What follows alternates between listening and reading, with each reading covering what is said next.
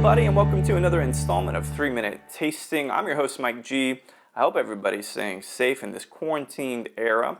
You know, sometimes folks ask me to review certain bottles or they have certain questions about categories.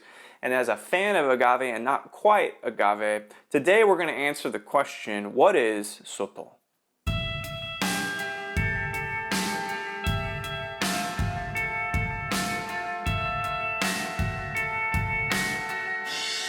I'm sure we've all heard of tequila, cognac, and champagne. These three categories all share something in common, and that is called a denomination of origin, a law that states that these products must be made in a particular way and they must be made in a particular place. Like mezcal and tequila, Sotol is a protected spirit from Mexico. In 2002, the Mexican government declared Sotol an exclusively Mexican-made spirit.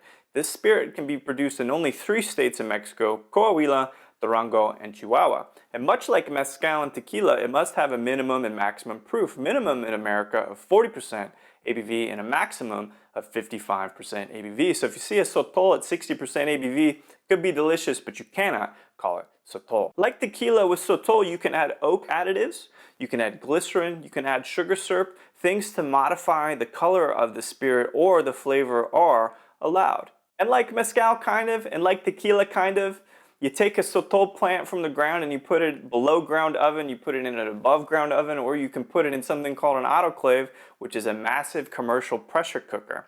But here's the interesting thing about Sotol. People call it agave. It is not agave. Sotol is in the same family as agave, but it's called Dasylirion, not agave, right? Okay, already getting confused. So I thought about this. Take Disney, right?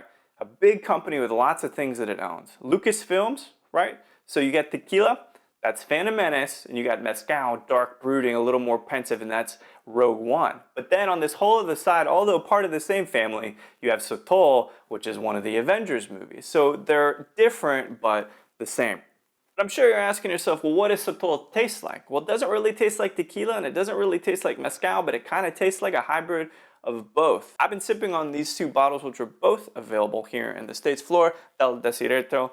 This is from Chihuahua, and Clan de Sotol. These are great representations of what Sotol tastes like. It's grassy, it's sweet, it tastes like limestone or the green stuff you find on the bottom of a rock. This is a good thing, I tell you. And this amount of sweetness that it has, peppered in with complexity of like a roasted parsnip or a roasted pumpkin, something like that. It's not quite fruity, but it's not quite bitter or vegetal. If I was going to try to make tequila in, let's say, Nebraska, beautiful state, I'm sure I'm going to get a cease and desist letter pretty quickly and probably a few calls from Mexican lawyers.